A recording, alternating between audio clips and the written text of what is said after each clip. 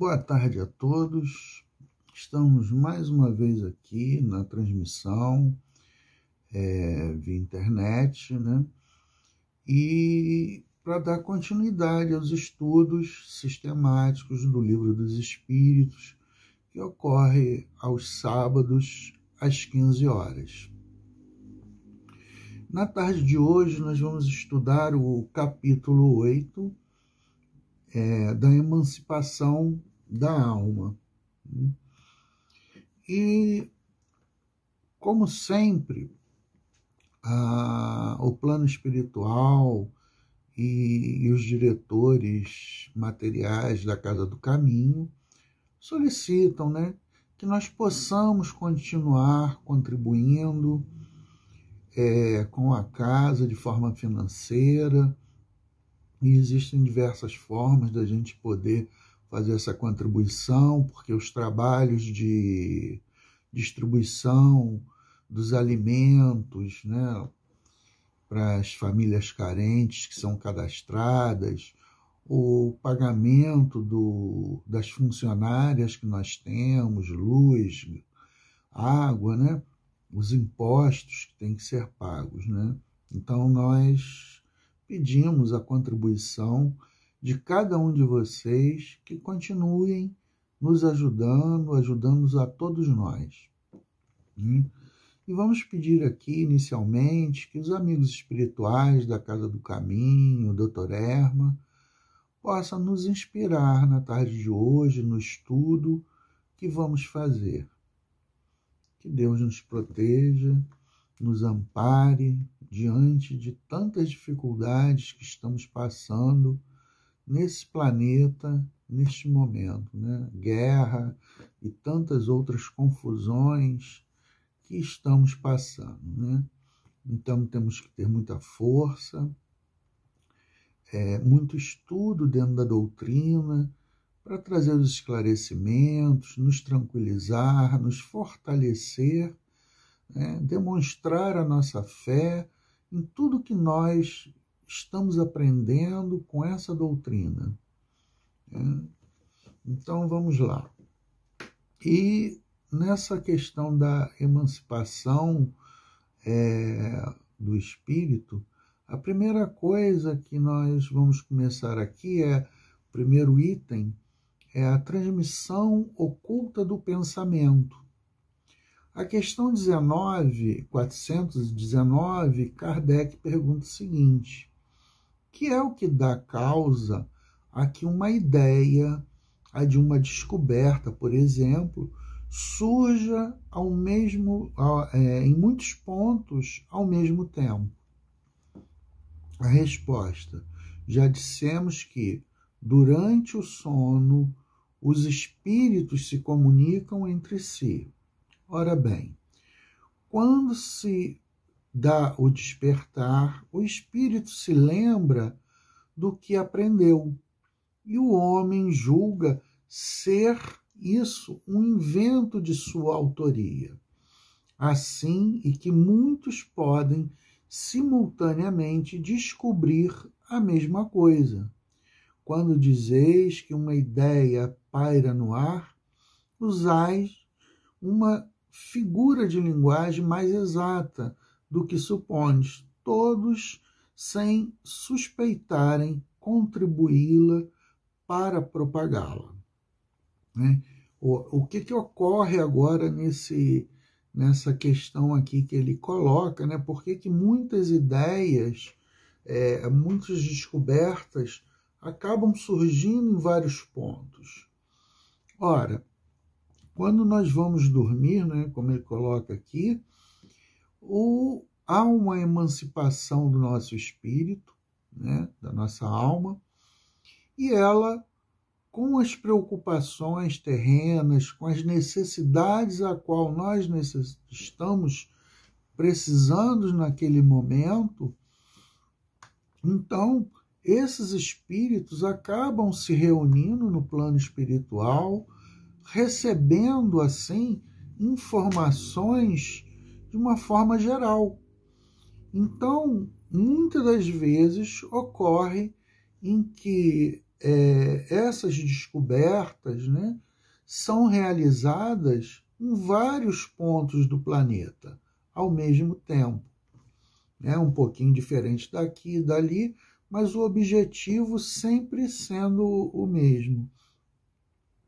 Tem uma situação que ocorreu, por exemplo, com a invenção do avião, né? Que foi descoberta aí foi atribuído ao Santos Dumont, pelo menos na Europa, aqui no Brasil, mas nos Estados Unidos também foram dois irmãos que no mesmo período, que eu agora não me lembro o nome deles, que também construíram uma aeronave, né? Então vocês veem que esse pensamento, essas descobertas acabam surgindo em vários locais do globo, né? E com essa preocupação do homem querer fazer um transporte rápido e tudo, um pouco antes nós tivemos o carro, né, que foi o motor de propulsão, que com a invenção dos motores é o que nós podemos usar nos aviões, né? Hoje já são as turbinas a jatas, né? Mas naquela época foram através de motores.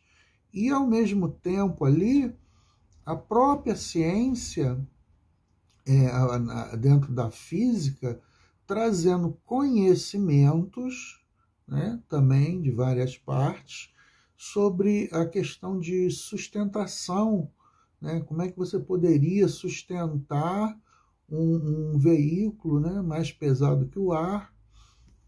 Então, começam a se reunir várias ideias, vários projetos para que chegasse a esse produto final. Nos dias de hoje, né, o que nós podemos também falar? Pelo menos o que eu tenho aqui, eu tomo como exemplo essa relação dessa comunicação espiritual e que várias ideias aparecem, né, em vários locais. Todos nós que estávamos acreditando, pedindo, rogando a Deus pela descoberta de uma vacina. Então, os nossos pensamentos, as nossas preces, né, já que nós não estaríamos ligados, vamos dizer, na área da ciência, mas nós fortalecemos tudo isso através das nossas preces, porque nós queríamos uma vacina para combater essa questão da Covid. Muito bem. Ao mesmo tempo, o que ocorreu? Quantas vacinas nós tivemos em vários países ao mesmo tempo? Hoje, no Brasil, nós estamos fazendo uso de pelo menos 4, né? A AstraZeneca, a da Janssen, Pfizer e esqueci a outra, do Butantan, a Coronavac, né? E nós temos muito mais vacinas, tem a Sputnik, tem outras aí de outros países, né? Então, vocês vejam que esses pensamentos desses cientistas, reforçado pela vontade dessa população que estava a favor da vacina, né? Porque a vacina, não apenas da Covid, mas a vacina vem ao longo dos anos sendo estudada e foi o que veio melhorar a condição de vida desde tempos muito remotos, né? Então, através desses conhecimentos, dessas comunicações espirituais, quando há esse desprendimento desses espíritos, né? E que acabam no plano espiritual recebendo informações e eles próprios, né, conversando entre si e acabam tendo essa situação de aparecer as mesmas ideias em vários locais. E o Kardec fala o seguinte, ó, desse modo, o nosso próprio espírito revela muitas vezes a outros espíritos, malgrado nosso, né, o que constituía objeto de nossas preocupações no estado de vigília.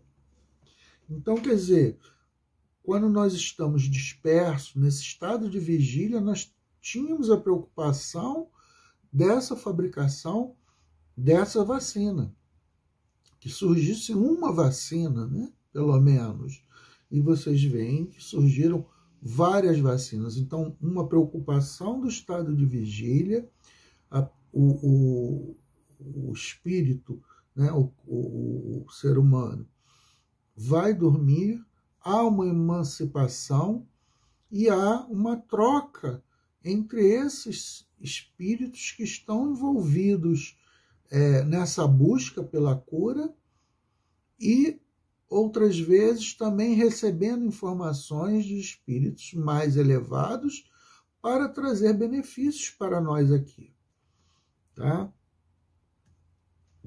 420. Podem os espíritos comunicar-se estando completamente dispersos os corpos? Né? Então, quer dizer, ele está perguntando no sentido, nós estamos acordados, pode haver essa comunicação? E os espíritos nos respondem. O espírito não se acha encerrado no corpo como numa caixa. Irradia por todos os lados, segue-se que pode comunicar-se com outros espíritos, mesmo no estado de vigília, sendo de uma forma com maior dificuldade, porque nós estamos presos ao corpo físico. Né? Mas, de qualquer forma,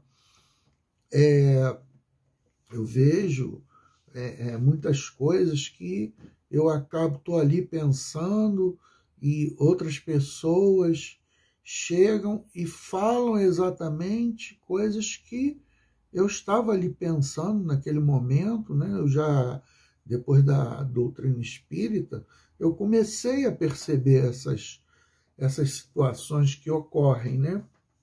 Então, o que é isso? Porque nós irradiamos ao nosso redor os nossos pensamentos. E outras pessoas que também são espíritos encarnados que estão ali e fazem essa comunicação através do pensamento, porque pensamentos são ondas. Então a gente está ali reunido e quantas vezes nós pensamos numa pessoa que a gente não vê há muito tempo, de repente o telefone toca, é aquela pessoa que nós estávamos pensando. Né? Eu tenho assim, eu trabalhei muito tempo com um projeto na área de eletrônica, né? E normalmente eram grupos, né? 2, 3, pensando ali, e quantas vezes a gente acordava e trazia uma informação diferente, e a outra pessoa também, né? E ali a gente começava a se desdobrar, né? Um pensava uma coisa, o outro também, também estou pensando nisso, fazer dessa forma.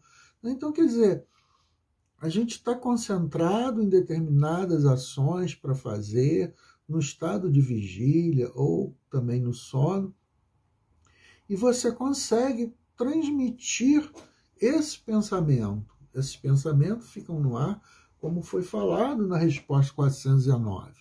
Né? É mais do que nós imaginamos como isso se dá. A 421, ele pergunta, é próximo a essa, né? E como ele quer saber como se explica que duas pessoas perfeitamente acordadas tenham instantaneamente a mesma ideia. os espíritos nos colocam que são dois espíritos simpáticos que se comunicam e veem reciprocamente seus pensamentos respectivos, embora não estejam os corpos adormecidos, tá? Então, é essa forma, pela uma forma de simpatia. Eu também percebo isso muito em casa, quer dizer, nós temos atividades comuns, eu e minha esposa, devido à doutrina espírita, muitas coisas que eu estou ali pensando, daqui a pouco a minha esposa chega, poxa, a gente podia fazer isso ou aquilo, quer dizer, existe uma afinidade do casal. E esses pensamentos ficam ali, né, dentro da nossa ambiência, e nós conseguimos, né, captar o pensamento um do outro, né? Esse é um exemplo prático que eu trago, de vivência que eu trago, né? Então, os espíritos nos respondem, né, dessa forma. Nós estamos acordados e, devido à nossa simpatia, à nossa afeição, né, às afinidades que nós temos, nós conseguimos fazer com que nós nos comuniquemos de forma reciprocamente através do pensamento. E o Kardec fala o seguinte, né? Há entre os espíritos que se encontram uma comunicação de pensamento que dá causa a que duas pessoas se vejam e compreendam sem precisarem dos sinais ostensivos da linguagem. Poder-se-ia dizer que falam entre si a linguagem dos espíritos. Tá? Então, aqui estaria muito relacionado com as afinidades, né? Não só, eu dei o exemplo aqui, eu e minha esposa, mas nós temos muitas afinidades com outras pessoas. Eu vejo lá no serviço, eu já trabalho com uma pessoa há 35 anos e eu percebo, né? Apesar dele ser evangélico, né? Mas isso não impede nada disso. É uma comunicação que nós temos devido ao tempo, às afinidades, o mesmo tipo de serviço, uma relação excelente que nós temos, né? Trabalhamos juntos na eletrônica, agora estamos trabalhando num outro setor, enfim. Então nós temos ali uma coisa simpática um ao outro, né? Devido a tanto tempo. Aí nós vamos entrar aqui em letargia, catalepsia e mortes aparentes, né? Então, tanto a letargia quanto a catalepsia é essa expansão do espírito, né? Esse desdobramento que o espírito faz. Então, o Kardec pergunta aqui, depois a gente entra nas explicações. Os letárgicos e os catalépticos, em geral, veem e ouvem o que em derredor se diz e faz, sem que possam exprimir que estão vendo e ouvindo. É pelos olhos, é pelos ouvidos que tem essa percepção, né? Então Kardec quer saber, eles ouvem, eles veem, e como é que é isso, né? Porque se a pessoa, o letárgico, está num sono profundo, né? Assim como a questão do cataléptico, então como é que eles conseguem ter essa comunicação? E os espíritos nos respondem que isso é através dos espíritos, né? Então, toda essa comunicação de um estado ou de outro, que se vê, que se comunica, é o espírito que ele está desprendido do corpo, né? ele se emancipa do corpo e aí ele pode ver tudo, ouvir. Então, é a partir daí é que nós temos essas comunicações. E aí eu continuo aqui a resposta. O espírito tem consciência de si, mas não podem comunicar-se, né? Na questão A, ele pergunta, mas por que eles não podem se comunicar? Porque a isso opõe o estado do corpo. Quer dizer, o espírito ele tem como se comunicar, porque ele está livre, né, momentaneamente do corpo, né? E esse estado especial, os órgãos, vos prova que no homem há alguma coisa a mais do que o próprio corpo, né? Pois que então o corpo já não funciona e, no entanto, o espírito se mostra ativo, né? Então, nós temos que, dentro disso que ele está falando, nós percebermos que nós somos espíritos. E em determinados momentos, nós conseguimos ter uma emancipação do nosso espírito, da nossa alma, e entrarmos em contato com o mundo espiritual. É uma forma mais intensa do que na questão do sono, né? A gente vai poder ver mais adiante um pouquinho sobre isso. Na 423, na letargia, pode o espírito separar-se inteiramente do corpo, de modo a imprimir-lhe todas as aparências da morte e voltar depois a habitá-lo? Na letargia, o corpo não está morto, tá? Porquanto há funções que continuam a se executar. Porque uma vez se o corpo está morto, acabou. O espírito não vai estar mais ligado àquele corpo, né? Então nós vamos ter a morte do corpo físico. O que existe é um corpo com funções mínimas de se manter ali ainda com uma certa vitalidade, né? E aí ele continua aqui. O corpo não está morto, porquanto há funções que continuam a se executar-se.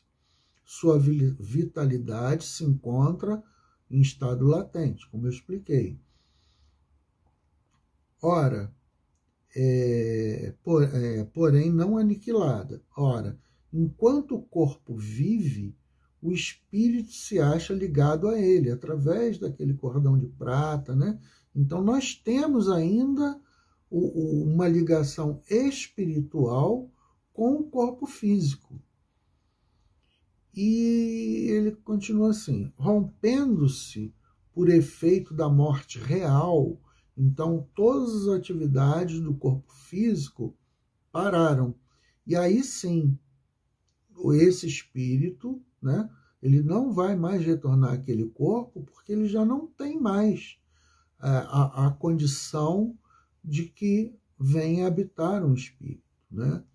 E pela desagregação dos órgãos, os laços que prendem um ao outro, integral se torna a separação e o espírito não volta mais ao seu envoltório.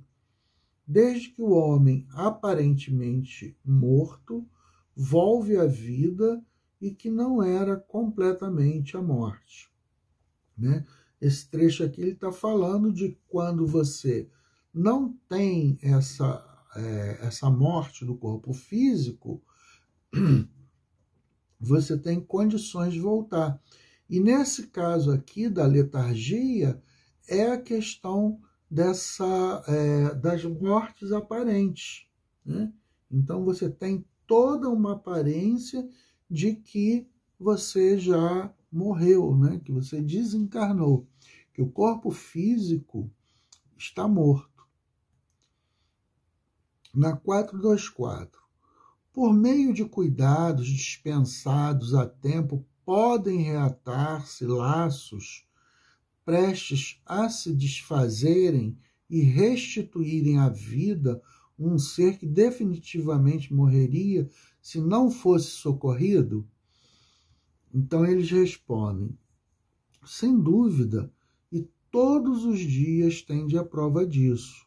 O magnetismo, em tais casos, constitui muitas vezes poderoso meio de ação, porque restitui ao corpo fluídico vital que lhe falta para manter o funcionamento dos órgãos, né? Então, nós podemos ter uma ação magnética, né, através de um médium, para que esse espírito retorne a esse corpo físico que ainda tem, ainda está vivo, né? Com pequenas, ainda está com funções básicas ali ainda em funcionamento. Então, nesse caso, o espírito pode, por vontade própria, retornar ao corpo ou por uma ação magnética. Nós vamos ver mais adiante também isso. A letargia e a catalepsia derivam do mesmo princípio, que é a perda temporária da sensibilidade e do movimento, por uma causa fisiológica ainda inexplicada. Diferente uma da outra, em que, na letargia, a suspensão das forças vitais é geral e dá ao corpo todas as aparências da morte, né?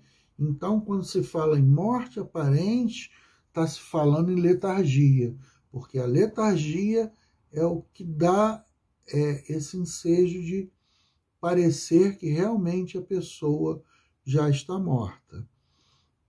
Na catalepsia, fica localizado, podendo atingir partes mais ou menos extensas do corpo, né?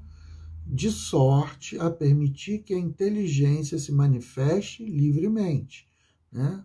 A emancipação do espírito, o que a torna inconfundível com a morte.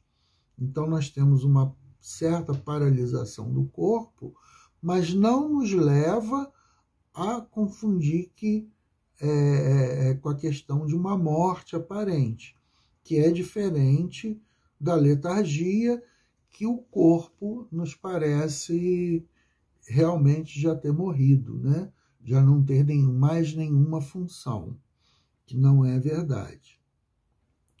De sorte permite que a inteligência se manifeste livremente, que torna inconfundível com a morte. A letargia é sempre natural. A catalepsia, e por vezes ela pode ser espontânea, mas pode ser provocada e suprimida artificialmente pela ação magnética. Então, a letargia é sempre natural.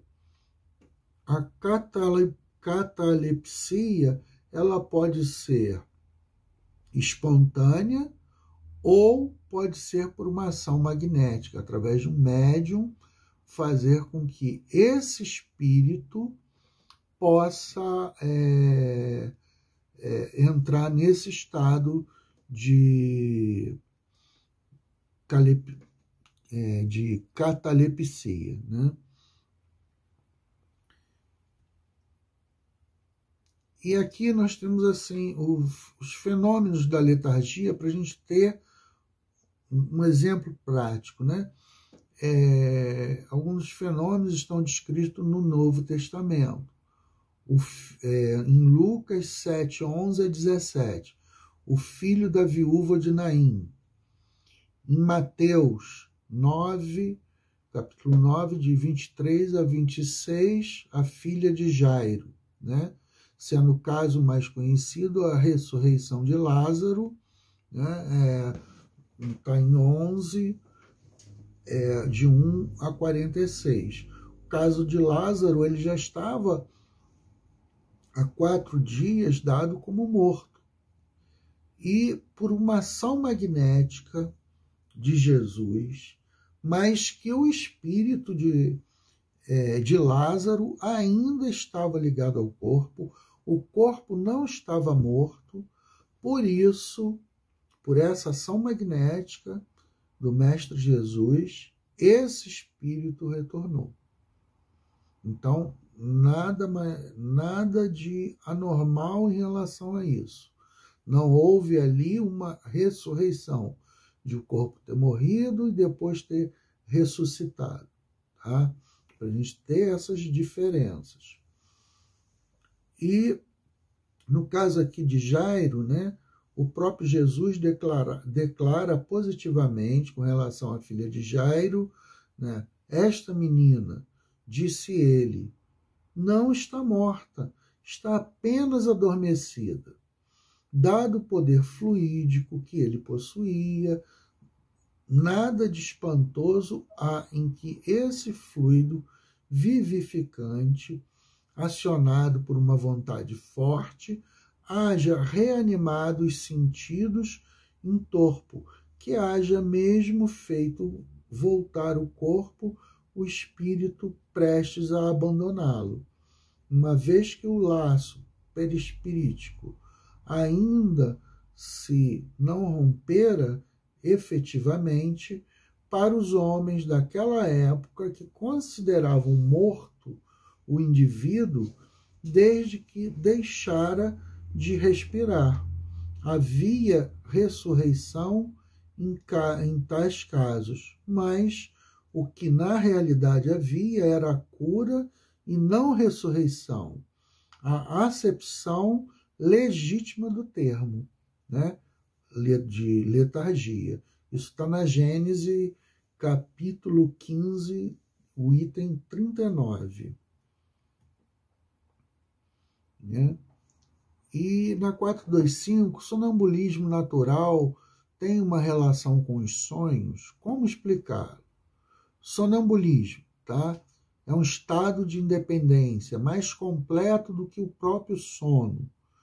Maior amplitude adquirem suas faculdades, percepções de que não dispõe no sonho.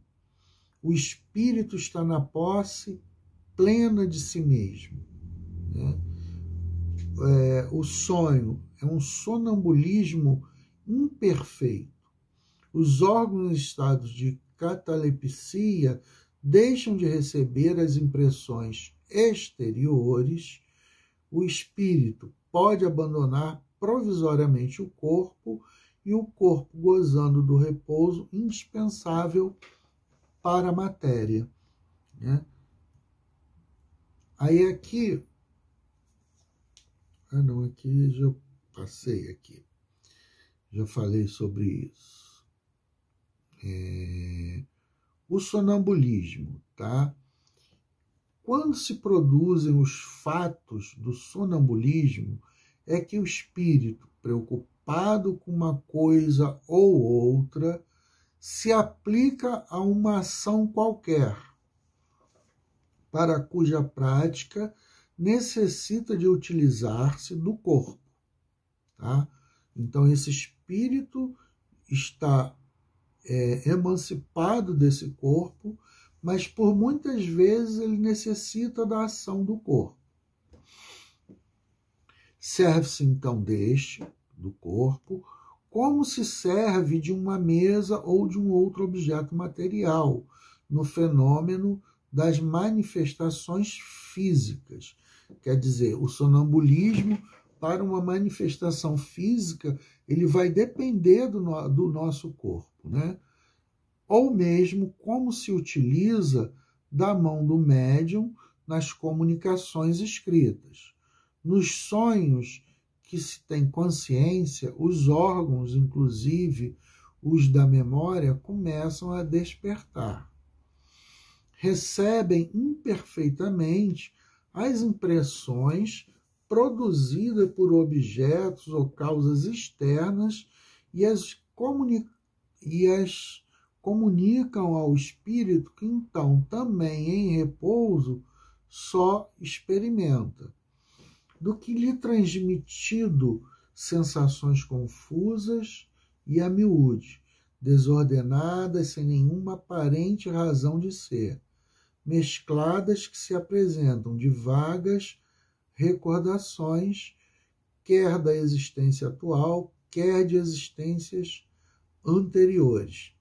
Porque quando a pessoa está na questão de sonambulismo, ela pode acessar as vidas passadas.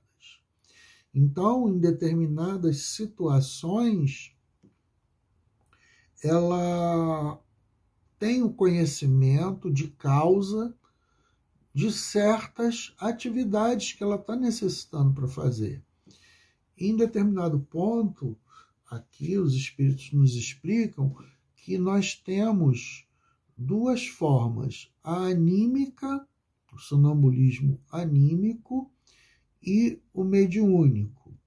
Como é que se dá isso? Eu posso estar numa situação de sonambulismo, acessar as minhas vidas passadas com determinados conhecimentos e trazer para a vida presente, né? Mas também posso ter a influência de um outro espírito. E aí seria o sonambulismo mediúnico.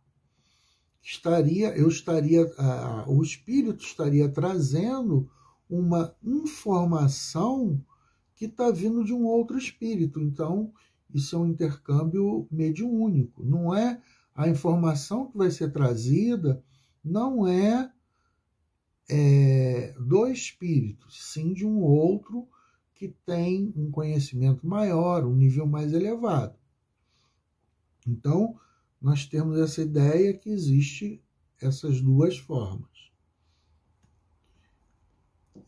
Na 426, o chamado sonambulismo magnético tem alguma relação com o sonambulismo natural? É a mesma coisa, só que um é provocado e o outro não, né? De que natureza o agente que se chama fluido magnético? É o fluido vital, eletricidade animalizada, que são modificações do fluido universal, né? Qual a causa da clarevidência sonambúlica? Já o dissemos, quem vê é a alma. E aqui nós atentarmos quando se fala de clarevidência, isso é questão de sonambulismo. E quando nós falamos de vidência, são médiuns que têm essa condição dispersa em poder ver espíritos, tá? Ou clara audiência. Também, tudo quando levar clara é porque é no estado sonambúlico, né? Então você tem um médium audiente, né? Que ele está na parte dispersa, mas no caso sonambúlico não, seria uma clara vidência ou clara audiência. 429. Como o sonâmbulo vê através dos corpos opacos? Então a gente parar para pensar, gente, não é através dos nossos órgãos físicos que nós vemos. O espírito, nesse caso, está emancipado. Então, tudo que está ao redor dele é através do espírito que está vendo, né? Então, que a gente tenha essa questão, porque os órgãos são grosseiros em relação ao espírito. Então, o espírito, estando nessa condição, ele consegue ter essa visão muito, muito mais clara do que a utilização dos órgãos físicos, né? A 430, se o computador fosse 430. Pois que a sua clarevidência é de sua alma ou do seu espírito, porque o sonâmbulo não vê tudo e tantas vezes se engana? Ora, o que nós pensamos em relação a isso, né, o que os espíritos nos respondem é o quê? Que nós somos espíritos imperfeitos, não temos o conhecimento de tudo, né? Então, muitas das vezes, isso se torna em alguns equívocos, né? Então, vai depender do nível desse espírito, da elevação desse espírito. 341. Qual a origem das ideias inatas do sonâmbulo e como pode falar com exatidão coisas que ignoram quando desperto, de coisas que estão mesmo acima de sua capacidade intelectual? E os espíritos respondem que afinal um sonâmbulo. O que é afinal um sonâmbulo? O espírito como que se encontra encarnado na matéria para cumprir a sua missão, despertando dessa letargia quando cai no estado sonambúlico. E aí ele tem as outras vidas passadas. Então ele pode trazer informações do que ele já viveu em outrora, né? E quando ele traz essas informações, elas também ficam obscurecidas pelo próprio corpo físico. Aí nós temos um exemplo aqui que eu trago aqui, ó. Mostra a experiência que sonâmbulos... Não, aqui é a nota de Kardec, desculpa. Mostra a experiência que os sonâmbulos também recebem comunicações de outros espíritos, que lhe transmitem o que devem dizer e suprem a incapacidade que denotam. Isto se verifica principalmente nas prescrições médicas. O espírito do sonâmbulo vê o mal, outro lhe indica o remédio. Quer dizer, tem espíritos que vê uma condição de doença numa outra pessoa, mas às vezes ele não tem a capacidade de medicar. E outros espíritos, né, foi aquilo que eu falei, dessa comunicação mediúnica, passa para ele uma informação do que se deve fazer. E aí há uma prescrição em relação a isso. E eu tenho aqui, deixa eu ver aqui, tem um exemplo aqui, né, que está no Espiritismo perante a Ciência. Conta também o Dr. Esquirol que um farmacêutico se levantava todas as noites e preparava as porções cujas fórmulas se encontravam na mesa, para verificar se havia discernimento por parte do sonâmbulo ou apenas movimentos automáticos. Um médico colocou no balcão da farmácia a nota seguinte. Aí passou a fórmula, né? E o farmacêutico levantou-se no outro dia, porque essa pessoa que era sonâmbula, ela descia na farmácia, né? E fazia toda a medicação para o dia seguinte, né? E aí, uma vez, esse doutor Esquirol prescreveu uma fórmula que, na realidade, seria um veneno, né? E aí, o espírito, no estado sonambúlico, fez a receita correta e ainda botou uma anotação que aquela prescrição estava equivocada, né? Mostrando o desprendimento do espírito em relação a isso, na questão do sonambulismo. 432, como se explica a visão à distância, né?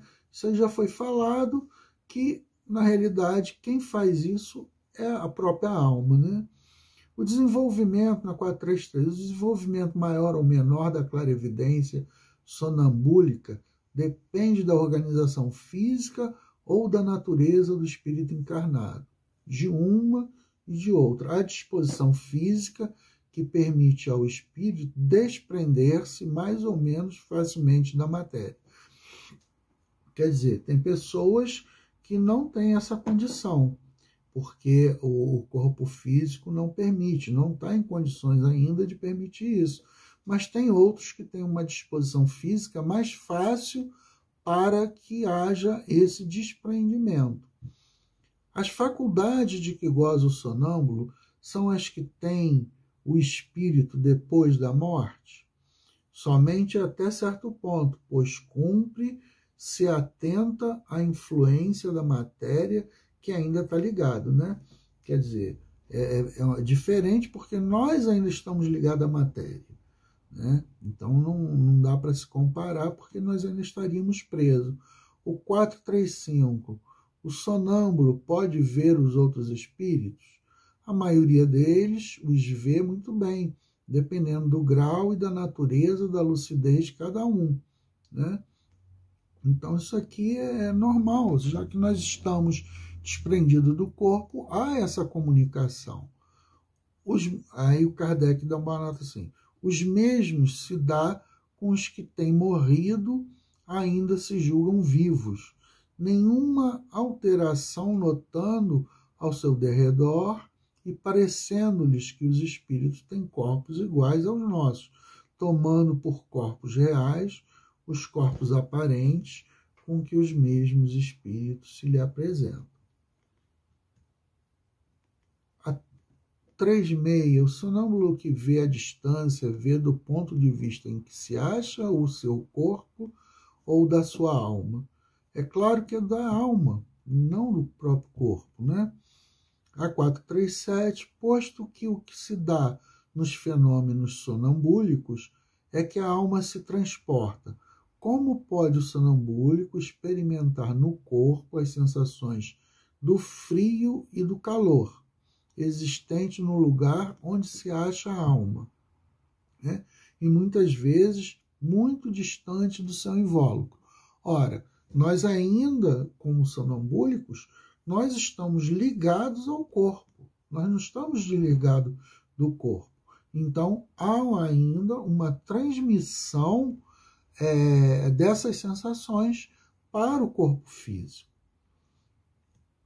E a última questão, o uso que o sonâmbulo faz de sua faculdade influi no estado do seu espírito depois da morte?